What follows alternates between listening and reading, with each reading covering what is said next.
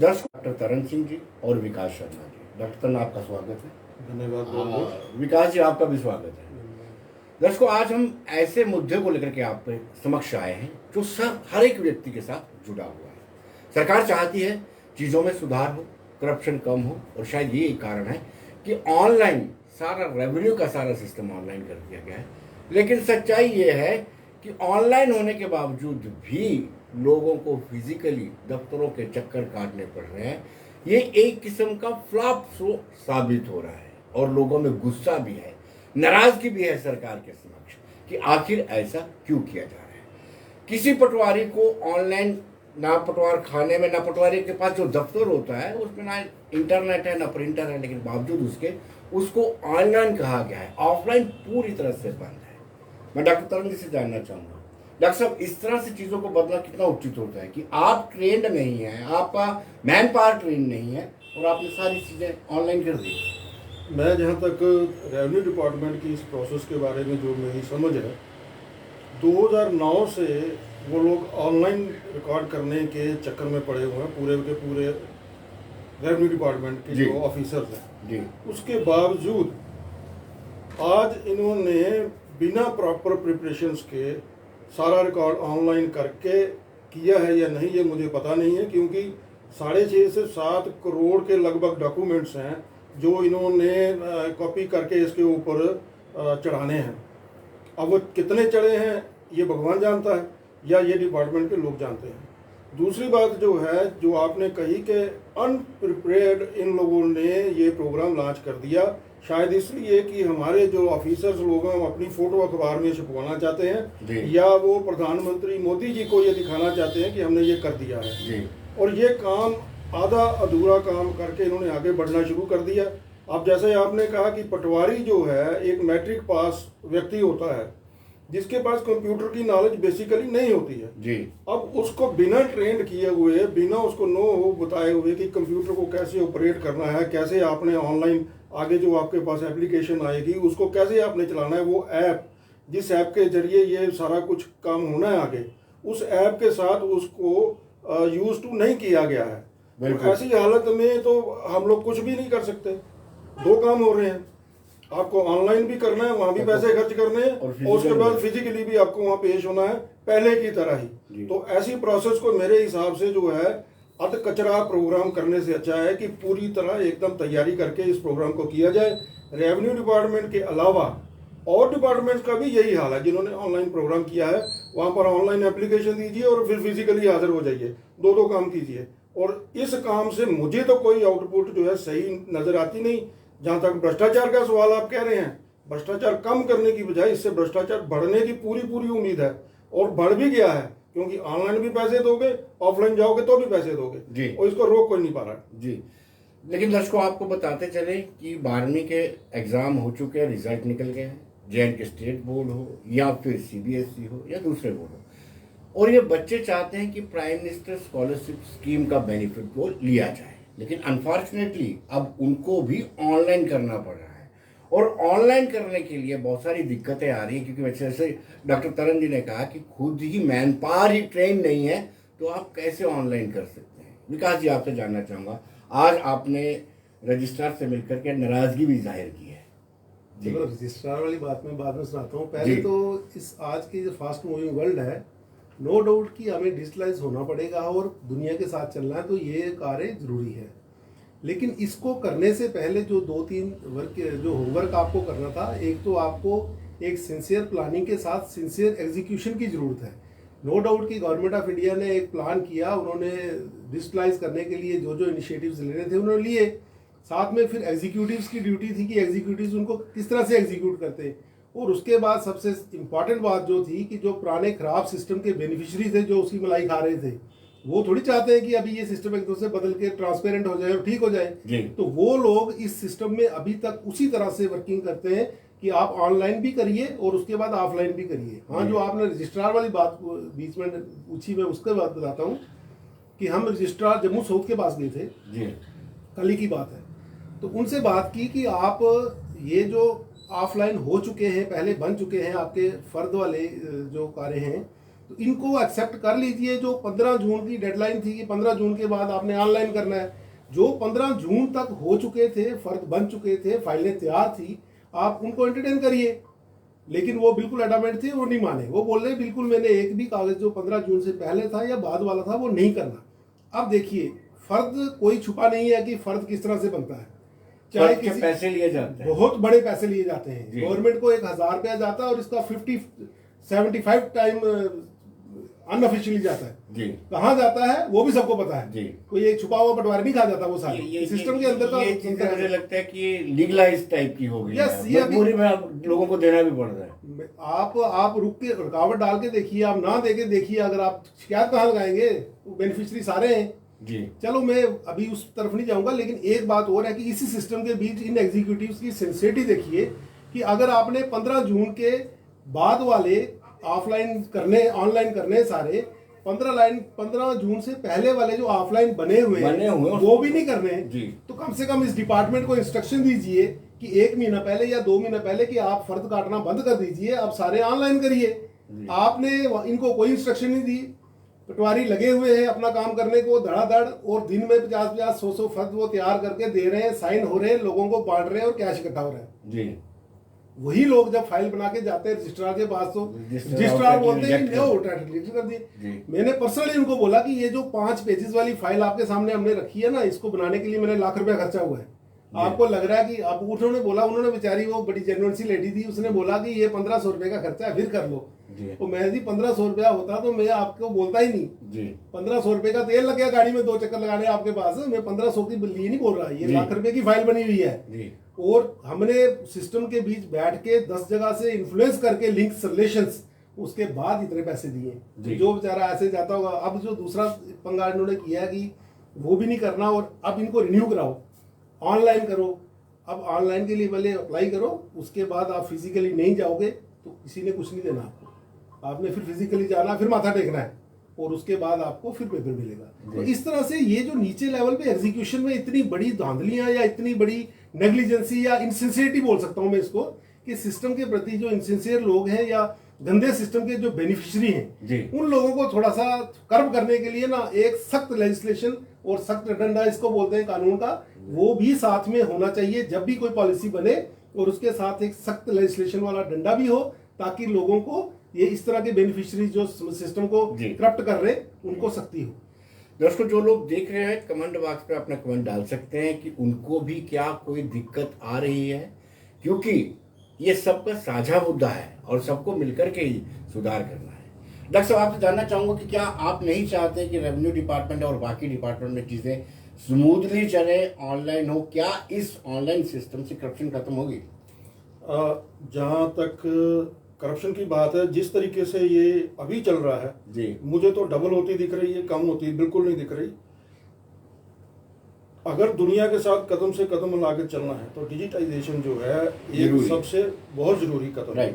लेकिन मसला ये है कि क्या हमारे जो अधिकारी हैं वो क्या इसको तैयार करने को, इसको एक्सेप्ट करने के लिए जो है वो प्रिपेयर्ड है? ऐसा बिल्कुल नहीं लग रहा। मैं आपको कई उदाहरण दूंगा। जैसे गन लाइसेंस रिन्यू करवाना है, ऑनलाइन एप्लीकेशन होगी, उसके बाद आप कैसे कर सकते हो ऑनलाइन गन लाइसेंस जो है रिन्यू कैसे कर सकते हो, जब तक आप फिजिकली वहाँ अपीयर नहीं होगे। जब फिजिकली अपीयर होना है तो ऑनलाइन एप्लीकेशन लेने का ड्रामा क्यों कर रहे हो आप? मैंने खुद अपनी आयुर्वेदिक क्लिनिक को रजिस्टर करने के लिए 8 से 9 महीने पहले जो इनकी वेब पोर्टल था गवर्नमेंट ऑफ इंडिया का, उस पर मैंने अपलोड किया जी, और आज तक मुझे उसका रजिस्ट्रेशन सर्टिफिकेट नहीं मिला। फीस मैं 2 बार भर चुका हूं, और जो डॉक्यूमेंट उन्होंने कहा वो डॉक्यूमेंट मैं पूरे के पूरे फाइल बना के उनको दे चुका हूं, उनसे रसीद ली हुई है, और आज तक मुझे उसका सर्टिफिकेट, प्रोविजनल सर्टिफिकेट का ये उन्होंने प्रोविजन रखा हुआ है कि जिस दिन आपकी एप्लीकेशन अपलोड हो जाए उसी दिन आपको प्रोविजनल सर्टिफिकेट मिल जाएगा। लेकिन इतने महीनों के बाद भी मुझे प्रोविजनल सर्टिफिकेट तक नहीं मिला है। तो आप ऑनलाइन प्रोसेस के बारे में, मेरी इससे ज्यादा खराब एक्सपीरियंस और क्या हो सकता है? सभी डिपार्टमेंट्स में यही हाल है। आप फिजिकली जाएंगे? आप? मैं फिजिकली गया, कई बार गया अपने उस ऑफिसर से मिलने के लिए। एक बार थोड़ी गया मैं, कई बार मिला उससे। पता नहीं उसकी क्या मजबूरी है कि मुझे वो सर्टिफिकेट नहीं दे रहा है, ना वो मेरी वो जो क्लिनिक है उसको विजिट कर रहा है। मैंने कई बार कहा यार विजिट ही कर लो, आप कम से कम देख ही लो मेरा जो इंफ्रास्ट्रक्चर है वो ठीक है कि खराब है। वो विजिट भी नहीं कर रहा है।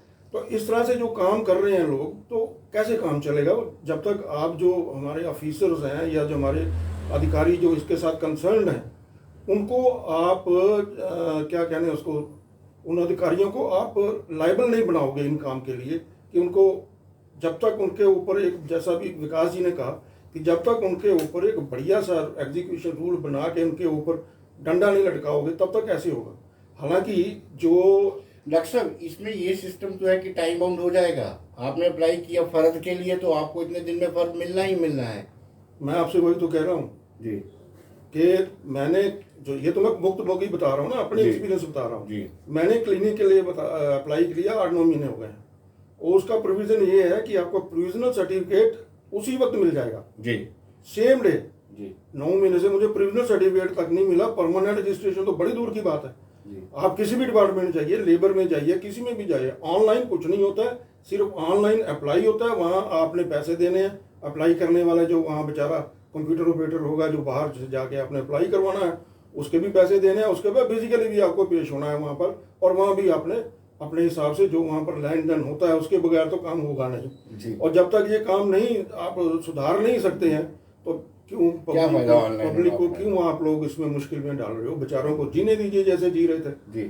तो दर्शकों कोविड-19 के बाद ये ऑनलाइन बड़ा पॉपुलर हो गया था, लेकिन क्या पता था कि ये एक पब्लिक के लिए आफत का सबब बन जाएगा। हम आरटीओ ड्राइविंग लाइसेंस के लिए अप्लाई करते हैं घर में बैठ के, अगर वो साइट खोलनी हो कभी नहीं खुलेगी। आरटीओ ऑफिस के कार्यालय के बाहर जो साइबर कैफे वहां पर आप आसानी से उनको पैसे देंगे, साइट भी खुलती है और आपका रजिस्ट्रेशन भी रहता है। क्या कहेंगे आप? मैं डॉक्टर साहब ने जो बोला कि एग्जीक्यूशन में जो गड़बड़ है, जी। मैं भी फाइनली उसी बात पे आता हूँ और मुझे भी, मैं बड़ा स्ट्रांगली इस बात को मानता हूँ कि डिजिटल होना, डिजिटलाइज होना ये हमारी नेसेसिटी थी, जरूरी है, और जरूरी है, इसमें कोई दो राय नहीं। डिजिटलाइज होना जरूरी था। गवर्नमेंट की भी मंशा, गवर्नमेंट ऑफ इंडिया की जो मंशा थी इसको डिजिटलाइज करने की, उसमें भी कोई प्रॉब्लम नहीं थी। बात आके अटकती है कि एग्जीक्यूशन और जो इसके बेनिफिशियरी हैं, जो मैंने पहले भी बोला जी। आप जब तक उन लोगों को स्ट्रांगली कर, आप अगर आप नीचे वाले बेनिफिशियरी को कर्व नहीं कर रहे, इट मीन्स कि आपके अंदर कहीं सिंसियरिटी में कमी है जी।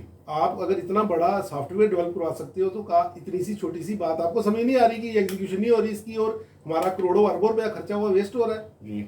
अभी जो आज जो बड़े सॉफ्टवेयर है आपको पता है कि वो सस्ते तो बनते नहीं है, तो इतना बड़ा पैसा खर्चने के बाद आप इतनी छोटी सी बात पे अगर एग्जीक्यूशन में रुकावट आ रही है, it means you are part of that beneficiary, that corrupt system. आप उस करप्ट सिस्टम के हिस्सा हो जिसका जो बेनिफिट जा रहे हैं ऊपर, और आपकी एग्जीक्यूशन अगर नहीं हो रही तो आप, if you are not doing it properly, you are culprit. तो फिर वो सारा ऊपर से नीचे आया हुआ पाथ ही इफेक्टिव हो जाता है। इसलिए ये इसको नीचे वाले को विकास जी जो पहले से फर्द कटे हुए हैं जिनको अब स्वीकार नहीं किया जा रहा है, मुझे लगता है पटवारी एक मरतबा फिर उसकी फीस लगे जो उनकी फीस रहती है अलग से।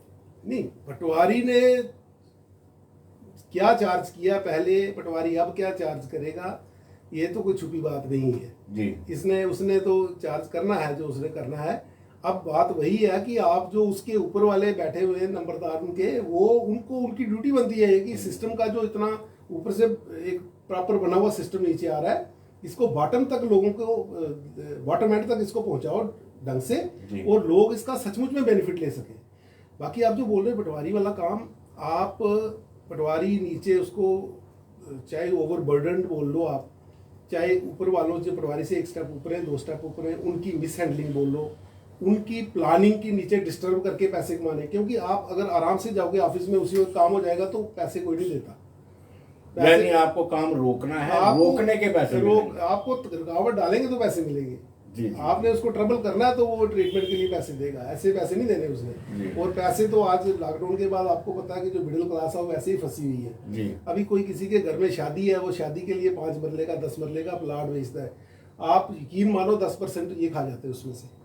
और रूरल एरियाज में हमने देखा पर्सनली, मैं आपको सच में बता रहा हूँ कि मैंने एक प्लाट की बाद में इवैल्यूएशन की कि 7-8% खा गई है। मतलब जितना टोटल सेल प्लाट की थी रेट था उसका ये 6-7% बांट के खा गई। उस बेचारे को जिसने बेटी की शादी के लिए बेचा या किसी और काम के लिए, बच्चों की पढ़ाई के लिए, घर का सिस्टम चलाने के लिए बेचा है, उसको देखो आप कितना बड़ा लॉस हुआ है। तो ये सारी चीज़ें बड़ी से, और दूसरा नंबर एक मानसिकता, जो करप्ट मानसिकता है ना समाज के अंदर, जो बुद्धिजीवी लोग हैं ना उनको आगे आना चाहिए इस तरह से ही बोलने के लिए जी। कि इन लोगों के खिलाफ जो लोग समाज में 2% 1% व्यवस्था के लोग 98% लोगों को टार्चर करते हैं जी।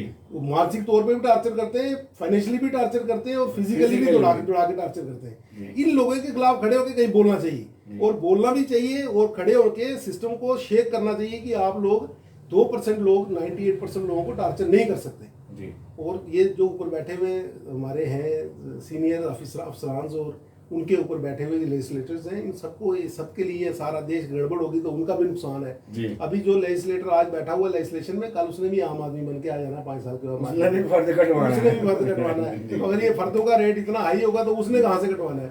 जो एग्जीक्यूशन में डीसी साहब बैठे हुए इन्होंने कल इसी लाइन में आके तो उन्होंने मेडिसिन लेनी है, तो ये सबके लिए है। डॉक्टर साहब, आप खुद कह रहे हैं कि डिजिटलाइजेशन बहुत जरूरी है, तो इसको कैसे एग्जीक्यूट किया जा सकता है कि इसका आम आदमी को फायदा मिले, घर में बैठ के वो फर्द देख सके, फर्द कटवा सके? सबसे ज़रूरी ये है कि हमारी जो, मैं तो कई बार कहता हूँ कि अंग्रेज़ों ने हमें बहुत कुछ दिया, उसके साथ हमारा जो माइंड था वो करप्ट किया हुआ, और वो करप्ट किया हुआ माइंड, हमारे दिमाग अभी भी वो सीधे नहीं हो रहे हैं 75 साल के बाद भी। गवर्नमेंट ईमानदारी से कितनी भी कोशिश कर ले, लेकिन ये जो अंग्रेज़ों की दी हुई दवाई है ना करप्शन वाली, ये अंदर से निकल ही नहीं रही। करें क्या इसमें? सबसे ज़रूरी ये है कि जब आप ऑनलाइन ले रहे हो तो वो ऑनलाइन ही होना चाहिए। कभी कभी कहावतों में ये भी आता है कि जो रिश्वत देता है वो भी गुनाहगार होता है, लेकिन मजबूर जरूर होता है। मैं इस बात से कतई सहमत नहीं जी। जो रिश्वत देता है वो अपना पेट काट के, अपने बच्चों का पेट काट के देता है। अगर उसके बावजूद वो गुनाहगार है तो पहले फांसी उसी को दे दो जिसने पेट काट के अपना रिश्वत दी और अपना काम निकलवाने के लिए। अगर नहीं तो जनाबे वाली, जैसे मैं आपसे कह रहा हूँ कि मुझे 9 महीने हो गए, अभी तक उसकी रजिस्ट्रेशन ही नहीं हो रही है। अगर रिश्वत दे दें तो शायद जल्दी हो जाए। तो इस काम के लिए लोग जो है परेशान होते हैं जी। तो अगर ये रिश्वत देना बढ़िया ज़्यादा बड़ा जुर्म है तो पहले सबसे पहले रिश्वत देने वाले को फांसी दे दो, ताकि रिश्वत देने वाले खत्म हो जाए और लेने वाले अपने आप खत्म हो जाएंगे जी। तो मसला ये है कि सरकार अपनी जिम्मेदारी पब्लिक पर डालने में बहुत माहिर है। उसको ये लगता है कि हम, अब जैसे आप देखिए कि कई बार आप देखिए कि सरकार एक नारा लगाती है कभी कभी कि आप जागरूक हो जाओ भाई जी, आप ग्राहक जागरूक हो जाओ, बड़ी देर से प्रचार कर रहे हैं। जब वो ग्राहक जागरूक होकर एक्शन लेता है तो उसको पकड़ लेते हैं जी। भाई तुमने रूल्स रेगुलेशन अपने हाथ में कैसे ले रहे हो, कानून व्यवस्था अपने हाथ में कैसे ले रहे हो? तो भैया 2 काम मत करो, या तो उस रिश्वत वाले जो अधिकारी हैं उनको पकड़ के अंदर करो, या फिर उसको कानून अपने हाथ में लेने दो जैसे आप कह रहे हो जी। तो ये 2 बातें एक साथ नहीं चलेंगी जी। अगर गवर्नमेंट सुधार सकती है अपने अधिकारियों को तो सुधार ले। ऐसा नहीं है कि सरकार में ईमानदार अधिकारी नहीं है। ईमानदार अधिकारियों को, पॉलिटिशियंस को आगे ही नहीं आने दिया जाता है, उनको सही एग्जीक्यूटिव पोस्ट पे लाया ही नहीं जाता है, आते ही वही है। तो इसका मतलब जो है सिस्टम जो है पूरा नीचे से लेकर ऊपर तक पूरा का पूरा बर्बाद है। अंग्रेजों की दी हुई देन जो है हमारे अंदर से निकल नहीं पा रही। क्या होगा इसका? जब लोग तैयार नहीं है, जो मैन पावर है फुली इक्विप नहीं है, और उसके बावजूद भी आनंद पालन, क्या वाकई में ऊपर आकाओं को खुश करने के लिए, फोटो खिंचवाने के लिए किया गया है? नहीं, इसमें एक तो इसमें थोड़ा टाइम लगेगा। टाइम इस तरह से लगेगा कि अभी ये जिस तरह से समाज के अंदर से आवाज़ें उठ रही हैं, डॉक्टर साहब बोल रहे हैं, मैं बोल रहा हूँ, 2 बंदे और बोल रहे हैं, तो ऐसे नहीं है कि ये नीचे इसी तरह से चलेगा। ये उनके भी कान खड़े होंगे जो नीचे बैठे हुए हैं, और उनके भी खड़े होंगे जो ऊपर से इनको नीचे वालों को कुछ बोल नहीं रहे जी। अगर एग्जीक्यूशन सही नहीं हो रही है, ऊपर से प्लान अच्छा है, ट्रांसपेरेंट सिस्टम बनाने के लिए जो काम हो रहा है जी, अगर उसकी एग्जीक्यूशन सही नहीं हो रही, समाज के अंदर से आवाज़ उठ रही है, जो बुद्धिजीवी लोग हैं वो उठेंगे, बात करेंगे, तो डेफिनेटली मजबूरन इनको भी करना पड़ेगा और ऊपर वालों को भी देखना पड़ेगा। सिर्फ ये है कि इस तरह जब इनिशियली ऐसी स्टेजेस में जब ये नई चीज़ें इम्प्लीमेंट होती हैं, उस वक्त जो प्रिकॉशंस सिस्टम को लेने चाहिए या इन एग्जीक्यूटिव्स को लेने चाहिए या अथॉरिटी में बैठे लोगों को लेने चाहिए, कहीं उनका भाव है वो उस तरह से प्लान्ड नहीं था जिस तरह से होना चाहिए। लेकिन विकास जी, क्या ऑफलाइन ऑनलाइन एक साथ चल सकता है? क्या इज इट पॉसिबल? ऑफलाइन भी हो और ऑनलाइन भी हो? चल सकता है, बिल्कुल चल सकता है, क्योंकि भारत एक ऐसा देश है जहाँ पे अभी भी बहुत सारे इलाके ऐसे हैं जहाँ लाइट नहीं पहुँची है। आप वहाँ कैसे ऑनलाइन चलाएंगे? वहाँ तो आपका ऑफलाइन ही चलेगा। अभी अभी जम्मू कश्मीर के अंदर, हम जम्मू कश्मीर में बैठे हैं, जम्मू कश्मीर के अंदर ऐसे गांव अभी भी हैं जिनमें 8-10 घंटे 15 घंटे की वॉक के बाद आदमी पहुंचता है जी। तो ऐसे इलाकों में आप वहाँ उसको क्या ऑनलाइन देंगे? वो तो सारा आपको, आप वहाँ टीचर जाएगा, वहाँ आप जैसे वहाँ एजुकेशन की बात करते हैं हम कि अभी पिछले लॉकडाउन में सारे एजुकेशन फार प्लान एरियाज में नहीं चला वो तो system। अभी उन चीज़ों को इम्प्लीमेंट करने के लिए आपको टाइम लगेगा। जब तक वो सारे इस इंफ्रास्ट्रक्चर में उस पोजीशन पे आ जाते कि वो सारे ऑनलाइन चल सकेंगे, तब तक ऑनलाइन ऑफलाइन दोनों चलाने चाहिए और चलने भी चाहिए, क्योंकि उन लोगों को भी साथ फैसिलिटीज चाहिए, ये जो आम शहरियों को या बाकी लोगों को अर्बन एरियाज में बैठे मिलती हैं। जी। तो जब तक वो इंफ्रास्ट्रक्चर डेवलप होता है तब तक चलनी चाहिए। उसके बाद जब हो जाता है तो फास्ट मूविंग वर्ल्ड के साथ हमें चलना है, उनको भी चलेंगे, हम भी चलेंगे, सब चलेंगे फिर जी। तो फिर सिस्टम अच्छा हो जाएगा। विकास जी आपका बहुत बहुत शुक्रिया, डॉक्टर साहब आपका धन्यवाद। बहुत बहुत शुक्रिया। लेकिन दर्शकों हम सरकार से ये गुजारिश करते हैं कि वक्त आ गया है कि ऑफलाइन और ऑनलाइन पे जाना है। सबको पता है कि डिजिटलाइजेशन बड़ा ज़रूरी है। अगर हमने विश्व के साथ चलना है, कदम से कदम मिलाकर चलना है, तो ये डिजिटलाइजेशन बहुत ज़रूरी है। लेकिन जब आपके पास व्यवस्थाएं ही नहीं हैं, जब आपके पास स्टाफ इक्विप्ड नहीं है, तो आप कैसे ऑनलाइन कर सकते हैं? दोनों ही, सबकी ये गुजारिश है कि दोनों ही ऑफलाइन और ऑनलाइन दोनों ही प्रावधान रखें। धन्यवाद।